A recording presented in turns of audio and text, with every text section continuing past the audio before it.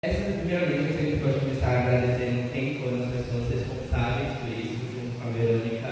Eu tenho aqui a minha primeira família que me acolheu, o Alan, o Dayana, junto com a sua esposa Felicity e a Sara. Eles foram a primeira família que eu fiquei no interior, ali de Cape Town, que eu fui diretamente para Cape Town para trabalhar, mas nos primeiros 15 dias eu fiquei em Somerset West. Lá tinha toda essa família que recebeu junto com seus animais de estimação, que foram meus primeiros amigos da África. E eles foram incríveis no nível de Alan é arquiteto e a Felicity trabalha com saúde e arte. Então, desde o meu primeiro dia, eu não estava conhecendo apenas o que eu fui para estudar, eu fui para trabalhar, mas uma área totalmente nova, principalmente na África do Sul, onde saúde tem uma questão muito delicada ao longo dos anos, especialmente depois de toda a epidemia de AIDS. E a Felicity trabalha com mulheres que são soropositivas na área. Aqui temos a Verônica, carinhosamente que chama Verônica da África do Sul, que é a ILOCO, que é a chair do distrito, que foi responsável por organizar tudo, que me recepcionou e me levou para lugares maravilhosos e em degustações de vinhas mais especiais ainda, que a África repleta delas. E aqui a gente tem o Cris, que foi um guia turístico ao longo da sua vida, então ele me mostrava lugares tão bonitos, tão específicos, é muito lindo. Então, mostrando um pouco da África, essa primeira vista da minha janela, eu ficava encantado, porque era todo dia acordar com uma paisagem muito diferente, e a África do Sul, ela é linda. A gente está acostumado a ter as visões da África do que a mídia mostra pra gente, e a gente não pode, acaba esquecendo a capacidade e o potencial que cada país pode ter. Ao mesmo tempo, eu consegui visitar junto com a Felicity a Universidade de Cape Town, onde foi a primeira universidade que fez um transplante de coração no mundo, e eu pude ver esse marco histórico, esse é o mínimo que eu disso. Então, Cape Town, África do Sul, tem esse histórico de ser inovação da medicina, e muitas pessoas não conhecem, e ao mesmo tempo paisagens maravilosas, como muitas montanhas, muitas praias, muitas cidades do interior com muitas vinícolas. Telembush é uma das principais cidades com muitas vinícolas. Eles têm vinhos tradicionais que não conhecia aqui no Brasil, foi uma surpresa. Quando eu cheguei na África do Sul, descobri que eles têm uma grande exportação de vinho, especialmente para a Europa e para os Estados Unidos, então é um diferencial muito grande. Como eu disse, então eu fiz várias exportações de vinho, então isso é até um dos motivos da minha habilidade, porque você tem uma oportunidade aí de conhecer que às vezes você menor de idade talvez possa não poder experimentar. Ao mesmo tempo eu fui visitar cavernas, andar a cavalo na praia, visitei parques, reservas naturais, montanhas, subi várias montanhas, como a Lions Head que fica na cidade do Cabo, a Table Mountain, fiz escalada, trilhas, subi de teleférico também. Então são paisagens maravilhosas, e todas essas fotos que eu estou tirando, eu mostrando para vocês, foram tiradas por mim, eu fiz questão de trazer isso para vocês. Ao mesmo tempo a gente vai no Cape Point, que é onde é o ponto mais ao sul da África, onde aí começa a ter a troca entre o Oceano Atlântico e o Índico, pinguins nos seus habitats naturais, que é maravilhoso. E aqui um pouco mais de algo mais pessoal, que eu sou apaixonado por pôr do sol, e o pôr do sol lá é magnífico, tem várias, e em especial esse daqui é o Bridge Island, que era onde eu morava. Então todo dia eu morava 5 minutos da praia e eu assistia esse pôr do sol lindíssimo com a Table Mountain e a Lions Head. Mas uma coisa que muita gente não sabe de Cape Town também é a sua riqueza e a sua história. A África do Sul, acho que muitos conhecem principalmente através do nome do Nelson Mandela, é um país muito rico culturalmente e muito diverso. Só na África do Sul existem 12 línguas oficiais no país, sendo obviamente o inglês ali o prioritário para a comunicação geral da sociedade, porém muito comum você andar pelas ruas da cidade do Cabo, de Cape Town, e escutar os próprios moradores falando da sua língua nativa. Então a gente tem o africano, que é uma mistura dos nativos com os holandeses, a gente tem o Xhosa, que é uma tribo, que era uma tribo negra do interior da África, que agora está espalhada por toda a África do Sul, e eles são muito fortes. forte, e outras 10 outras línguas, inclusive a língua de sinais deles é oficial. E entre isso eles têm esse bairro que é muçulmano. A África do Sul ela é muito, muito democrática no nível religioso. Tem todas as religiões em cada bairro. E esse bairro muçulmano construído pelos próprios malaras, pessoas da Malásia, que é muito interessante que a história do Brasil é construída por escravos, pessoas escravizadas da África, e a história da África do Sul é construída por povos escravizados da Ásia. E a gente meio que sempre pensa que a escravidão ficou somente no povo negro, e na verdade não. Os asiáticos, os indianos, os asiáticos do Sudeste Asiático, especialmente, então Malásia, Laos, Nepal, Indonésia, Filipinas, eles acabaram sendo traficados para a África do Sul, e lá eles prezaram por manter. Obviamente, por ser um bairro muçulmano, hoje em dia a questão da guerra entre Israel e Palestina é muito forte, e eles fazem questão de mostrar o seu apoio total à educação e através de muita, muita arte.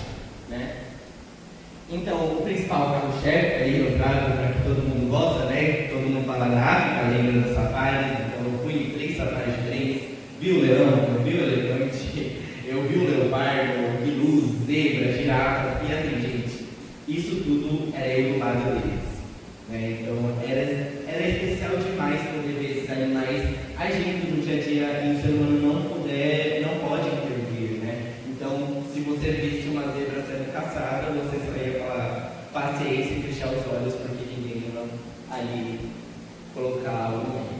E aqui o principal ponto de transição, quando eu saio do pessoal e para o histórico do meu profissional, foi saber mais a fundo sobre a história do Nelson Mandela. Uma coisa da África muito interessante, que eu gostaria muito que o brasileiro seguisse com muito afinco, é que eles não esquecem da história deles. Quem não sabe, a África do Sul sofreu um processo muito forte do apartheid, que foi uma segregação racial em que os brancos se achavam superiores entre os pretos e as pessoas de cor. Pessoas de cor são todas as pessoas que não são pretas retintas e são de outra etnia ali, Então, digamos que nós mais bronzeados, digamos assim, ou os próprios indianos, o povo da Malásia, eram pessoas de cor, porque eles não são considerados pretos. E eles, depois do apartheid, quando Nelson Mandela conseguiu libertar a África do Sul e se tornou o presidente, uma coisa muito interessante é que eles fizeram questão de botar essa história em todo lugar que você passa na cidade de Cabo. Então você está andando pela rua, você vai ver uma estátua do Nelson Mandela. Você vai estar andando de carro entre as avenidas e você vai ver o mural do Nelson Mandela e do padre, que foi um dos responsáveis também ali esqueci o nome dele no momento, gente, mas foi um dos responsáveis de auxiliar Nelson Mandela no apartheid. Então existem muitas esculturas, existem muitos cenários, muitos lugares históricos para lembrar, em especial a Robben Island, que é um lugar onde Nelson Mandela ficou preso por muitos anos de sua vida, E é muito interessante a Robben Island, que para mim era muito doido que você vê a Robben Island de Cape Town, qualquer praia que você está em Cape Town, você está vendo a ilha. E eu fico imaginando o que é o povo preto, o povo que queria estar lutando ali pelo fim do apartheid e pelo fim de todo esse processo de opressão, sabia que o seu líder de revolução estava aos seus olhos, e a menos de 10 quilômetros de você, e ele estava ali preso, ficou preso por 30 anos. Então é uma visita surreal. Ir para a África do Sul, convido todos a ir para a África do Sul, então pela natureza, pelos safaris, mas especialmente pelo processo político e histórico que grandiosamente é muito lindo e é muito enriquecedor, e que foi o motivo que eu comecei a pensar mais no que eu poderia fazer na África do Sul. E isso tudo aconteceu no principal momento que o Walter me proporcionou, que foi um summit, que nada mais é que uma convenção, que denominava Social Justice, Security, Beauty, Peace. Então, é justiça social, segurança alimentar e a paz. Então, como você garante que existe paz nesse mundo e justiça social, garantindo que ninguém passe fome? A fome é um caso muito específico na África do Sul, em especial, obviamente, todo o continente africano acaba tendo essa problemática, mas na África do Sul eles estão cada vez mais lutando para que isso presidência porque eles estão entendendo que não existe desenvolvimento sem as populações estar com fome, né? E esse summit foi um momento que o Roder simplesmente me convidou e eu falei sim. E eu cheguei lá e tive a experiência mais, eu não sei, expressar, assim, transformadora para mim. Eu falei assim, uau, o que eu estou fazendo aqui? Primeiro ponto é que eu conheci o presidente da África do Sul. Então, assim, eu nunca conheci nenhum presidente brasileiro em atuação, né? Então, quando eu cheguei lá e eles falaram, agora vamos receber o presidente, eu virei para a mulher do lado e falei assim, que presidente? Porque é uma universidade.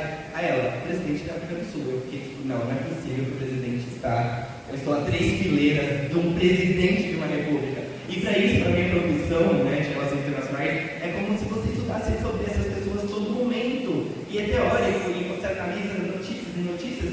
E ele estava na minha frente conversando, e eu não falava, uau. E ao mesmo tempo, eu tinha um presidente, tinha um governador ali pelo Western Cape, que é o estado onde fica Cape Town, né? E o presidente ele virou e foi uma principal integração que eu fiquei muito desde que ele virou para a população, né? Ali tinha academia, mídia, o Rotary como organizações não governamentais, então tinha representante de toda a parte da população. E ele falou, eu preciso de ajuda.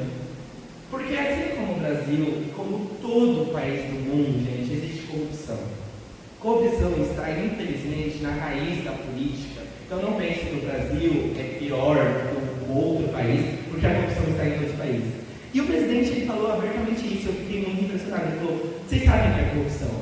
Então eu não consigo lidar com todos os problemas da nossa sociedade sozinho. Porque quando chega no âmbito federal, na minha jurisdição, eu não consigo fazer, porque o Estado está corrompido, a prefeitura está corrompida. Então eu preciso que vocês, e essa foi a minha frase que mais marcou, vocês me ajudem a denunciar o que vocês veem de errado na minha sociedade.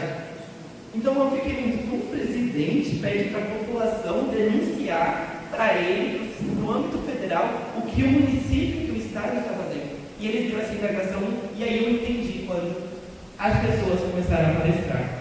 Então, a África do Sul, a academia, né, as universidades, junto com as organizações internacionais, não governamentais, estão se organizando ali para construir uma sociedade. Eles entendem que não é responsabilidade só do governo e que, infelizmente, por conta da corrupção e de vários outros problemas internacionais que afetam muito a África do Sul, não é possível fazer esse desenvolvimento tão esperado por toda a população. E entre essas pessoas que estavam palestrando, tem a Maimuna. Maimuna é uma indiana, que eu morei na África do Sul, era sul-africana, mas ela é família de descendência indiana, e ela foi a minha host home. Eu morei com a Maimuna e quando eu conheci a Maimuna, por mais que a gente saiba, né, para onde você está indo, mas quando eu cheguei e fui morar com a Maimuna, eu falei assim, uau, que mulher. Eu pensava que eu ia ter contato com uma pessoa, com a Maimuna, quando eu tivesse 35, 45 anos, né, mas não.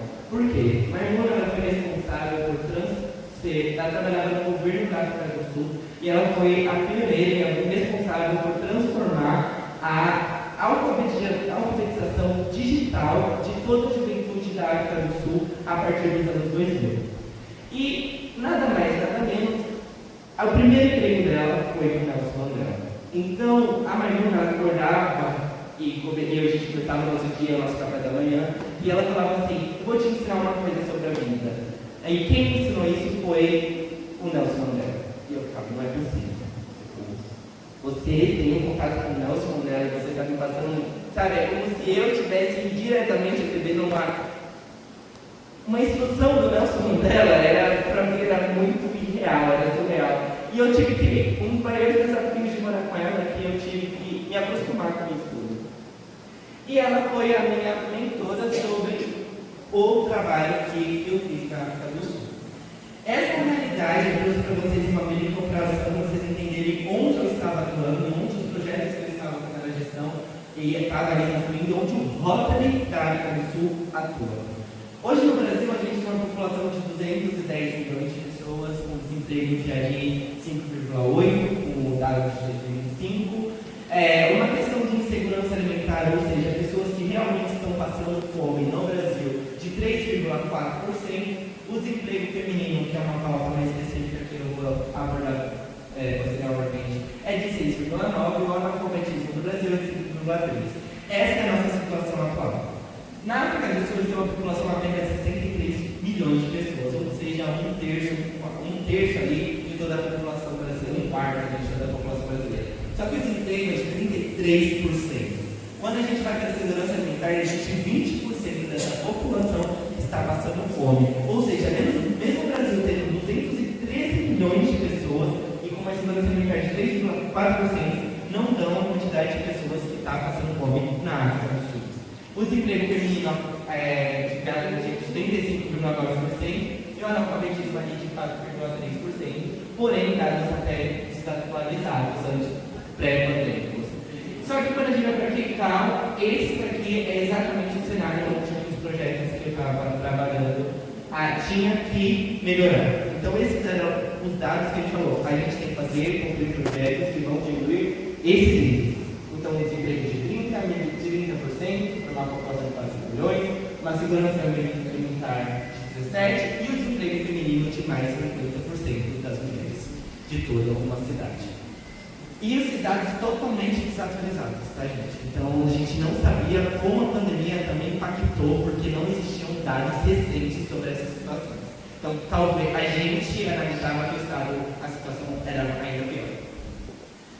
E o primeiro ponto que eu fiz foi, vamos mapear todos os projetos que o Rotary tinha ali na região de Cape Town.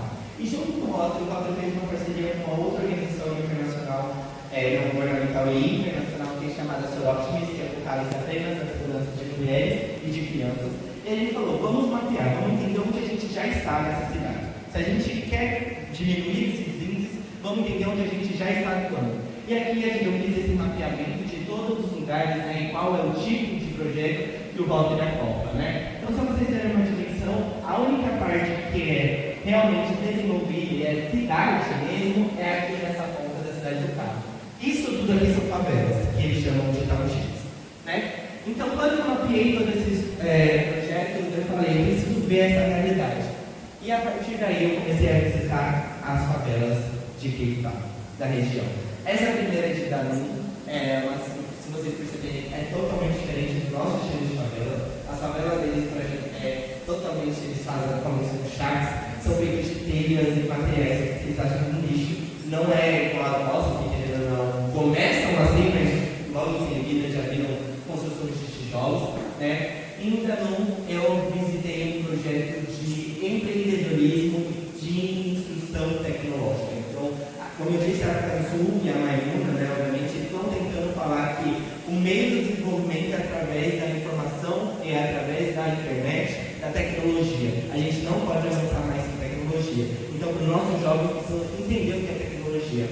Além de tudo que eu já fiz, falei das informações, eu também tenho experiência profissional, na verdade, em marketing e comunicação. E eu atuei em multinacionais do agronegócio aqui no Brasil.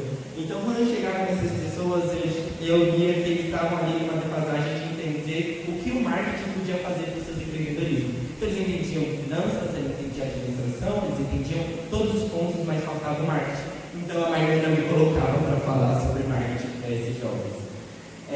Então, esse é um projeto do Rotary. Esse é Langa, que estava tendo um evento magnífico quando eu fui. Então, você vê a realidade dele, era no domingo isso aqui. Então, eles têm o barbecue, né, o churrasco tradicional deles. As mulheres todas se reuniam, as crianças jogando bola e outros esportes. Né? Então, elas ficavam na rua, ao mesmo tempo ao mesmo momento eu tive a oportunidade de ver um desfile de um designer estilista que saiu de Langa. Então, ele fez ele chamou de Langa Fashion Week, né? Então, ele fez todo um desfile de moda com as peças dele, e tudo, gente, lembrando da história e reforçando o quanto eles têm que continuar lutando muito pela justiça social e pela igualdade de gênero e várias outras bandeiras que são importantíssimas e que a própria Constituição da África do Sul já reconhece.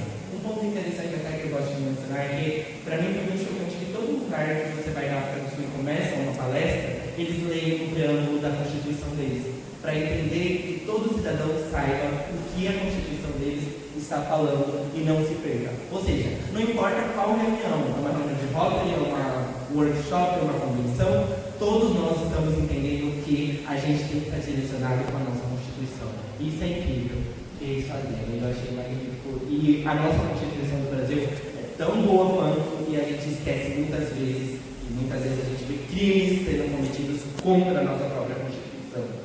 Então, outra foi Elizabeth, que existe muitos lugares que são centros de acolhimento para crianças pós a escola, então essas crianças não têm onde ficar após a escola, né, e é para onde que elas vão. Então existe esse centro de acolhimento que garante que as mães possam continuar a trabalhar, né, enquanto as crianças estão seguras, aprendendo, cultivando o próprio alimento. Aqui é Europe, que foi a última favela que foi construída ali do lado do aeroporto, e eles já colocaram o nome justamente para provocar, né? Europe, então o povo da Europa, que é um dos principais turistas da África do Sul, já chega e fala assim: aqui é a nossa Europa. Vocês estão vendo a diferença? Vocês vêm como turista, mas a nossa realidade é essa, porque vocês continuam ainda capitalizando todos os nossos produtos e não deixando dinheiro para a gente, né? Os nossos recursos não estão ficando com a gente. Então aqui é um projeto do Rotary que eles fizeram questão de levar água para essa comunidade, e eu tive a oportunidade. E aqui é um ponto muito interessante que eu achei do Rotary, que eu não entendia tanto, né? Eu vi como o Rotary é grande e como o companheirismo, né? Todo mundo se chama de companheiro, mas o companheirismo é na prática, né? Porque esse projeto ele foi feito por 3 países. Ele foi feito pelo, obviamente, o Rotary ali na África do Sul, que entende a realidade, porém ele foi financiado por um Rotary Club dos Estados Unidos e um Rotary Club da Holanda. Então ali estava o Rotary Club da Holanda, que foi no mesmo momento visitar o projeto que eles financiaram, né? Que muitas vezes, até informação, os Rotary Clubs da Holanda e dos Estados Unidos não têm onde colocar dinheiro, eles têm o dinheiro. Então eles procuram muitos projetos sociais na África do Sul, ou na África em geral, para investir, porque eles têm dinheiro e a universidade dele ali ao redor do Rotary Club dele já está organizado. Então eles acabam transferindo através, né, da Fundação Rotary esse dinheiro para esses projetos. E eu falava: nossa, vamos para o Brasil também, né? Vamos. Aí eu falava para eles: América Latina, olhem para a América Latina também, né? Não é a África de tudo que vocês veem, que promove, mas a gente também pode precisar um pouco aí dos seus euros e dólares. E aqui foram outros projetos, então visitei orfanatos, eu visitei Jardim de Paz, aqui visitei projetos de empreendedorismo para mulheres, de cultura, aqui sempre de acolhimento para mulheres que são agredidas, né? Ao mesmo tempo momentos culturais e, né, de danças, comida. É incrível, é um país muito, muito, muito, muito rico. Como eu disse, por conta da minha experiência em marketing e comunicação, a Marina me colocou para palestrar para 35 jovens empreendedores sobre como as mídias, né, as redes sociais podem alavancar os seus negócios. Então eu fiz uma palestra para eles, mostrando também como aí eu tive que estudar ali, né, como as redes sociais funcionam na África do Sul, que são totalmente diferentes do Brasil. Tem lá eles utilizam muito bem no Facebook, por exemplo. Então eu tive essa oportunidade. E agora eu começo encerrando aqui o meu projeto em si. O tema que eu coloquei foi Quebrando o Ciclo, Segurança Alimentar, Trabalho e Dignidade através da Constituição Sustentável. Então, depois de tudo isso que eu mostrei para vocês, eu sentei e falei: como eu conecto tudo isso? Tudo isso são projetos que estão transformando a vida dessas pessoas, mas o Rotary de Waterfront, que foi o clube que me recebeu, eles tiveram um compromisso, que era: a gente precisa fazer os nossos projetos serem de longo prazo. A gente tem que parar de apenas colocar dinheiro no problema, porque por mais que seja importante, né, o dinheiro no problema ele vai solucionar o problema em curto prazo. Então, quando você vê uma família com fome, você dá a cesta básica, mas o que vai acontecer depois que a cesta básica acabar? Aquela família vai continuar passando fome. E esse é o desafio que eles falaram para mim: você quer sustentabilidade? Então me mostra um meio do seu projeto conectar sustentabilidade ambiental, ou seja, não vamos prejudicar o meio ambiente, social, através da justiça social, todo mundo tem a dignidade humana, né? Então tem comida, trabalho, moradia, água, para recuperar a dignidade, né? E ao mesmo tempo financeiramente sustentável. casa, porque a gente sabe que no final de tudo o dinheiro ainda é a chave de tudo isso, né? Então esse foi o projeto. E aqui foi os objetivos desse meu projeto. Depois que eles traduziram isso mapeado através do que o presidente falou, do que outros palestrantes falaram, aí a gente descobriu que esses são os nossos 3 principais objetivos. Então, segurança alimentar para o desenvolvimento infantil. Então, a gente tem que garantir que as crianças só vão ter uma alfabetização completa se elas têm alimento, se chega alimento para que elas se desenvolvam propriamente. Capacitação e oportunidade de trabalho para jovens. A África do Sul está sofrendo muito com fuga, né, de trabalhadores capacitados. E quando chegam os jovens, o fato de muitas pessoas mais ainda continuarem, né, não conseguirem se aposentar, os jovens não estão tendo espaço para integrar, então existem muitos graduados e nenhum no mercado de trabalho, porque ainda falta aí algumas habilidades que o mercado de trabalho precisa, e o empoderamento de mulheres em empreendedorismo. Então, esses são os nossos 3 objetivos para isso. Uma pausa antes de mostrar o resultado final para vocês. Além de tudo isso que eu fiz, a Marta me virou para mim e falou assim: nossos países têm uma similaridade. Nós todos somos países que participam do BRICS. Não sei se vocês conhecem o BRICS, que é a Organização Internacional, né, de Comércio Internacional, que é o Brasil, a Rússia, a Índia, a África do Sul e a China fazem parte. Então a gente tem realidades muito próximas e questões de desenvolvimento social muito próximas. Então ela falou, a gente pode aprender um com o outro. E eu indagava isso dela. E o fato dela ser uma indiana, sul-africana, ela tinha a realidade da Índia, dos pais dela, da África do Sul e eu do Brasil, e nós dois, por trabalharmos, né, e estudarmos o mundo internacional, ela como processo governamental, que ela trabalhou com os governos da África do Sul e da Emirados Árabes Unidos, além de ser de outras multinacionais, a gente falou, a gente entende sobre a China e sobre a Rússia. Vamos ver isso, como a gente pode colaborar. E ela falou, então eu quero que você traga uma solução que tem no Brasil para nós. E aí eu comecei a desenvolver ainda mais, além de valorizar muito, você vai para fora, você já valoriza o seu próprio país, pessoalmente, mas o que o nosso país faz, o que o brasileiro faz para ter aqueles dados pequenos que vocês viram. Não é perfeito, infelizmente o nosso sonho é ser zero, mas é pouco para 210 milhões de pessoas, sabe? E aí eu falei, eu vou levar o PNAE, porque o PNAE, eu fui impactado pelo PNAE e minha família foi impactada pelo PNAE. E nada mais é que o governo federal subsidia alimento para todas as crianças. Então no Brasil, né, se você vai numa escola pública, não importa qual seja a escola pública, você sabe que aquela escola está recebendo um subsídio governamental para garantir alimento para aquela criança. Então aquela criança ela vai chegar, ela vai tomar o café da manhã e ela vai para a aula sem fome. Ela vai almoçar antes de ir para casa, muitas vezes ela tem tempo integral, como no meu caso, eu tinha um café da tarde.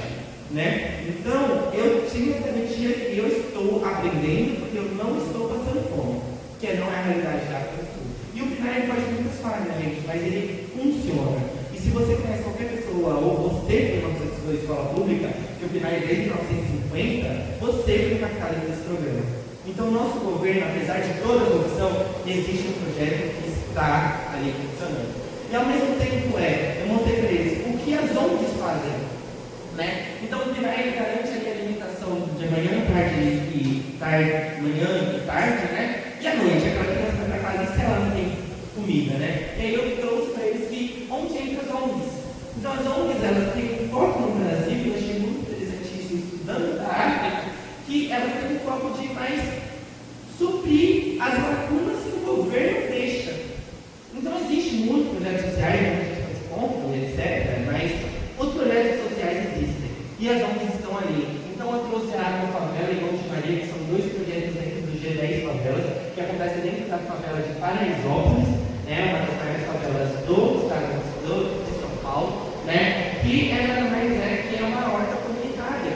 Então é uma horta que mulheres da comunidade vão aprender a cultivar o alimento, tem instrução segura, né, de informação sobre alimento saudável, e depois que tudo isso acontece, elas podem levar para casa. E ao mesmo tempo as pessoas da comunidade, se ela é registrada, pode semanalmente ir lá e retirar um alface fresco, um coentro fresco, né? Uma verdura, um legume para uma alimentação saudável, fresca. Porque nós no Brasil temos uma das alimentações mais saudáveis do mundo.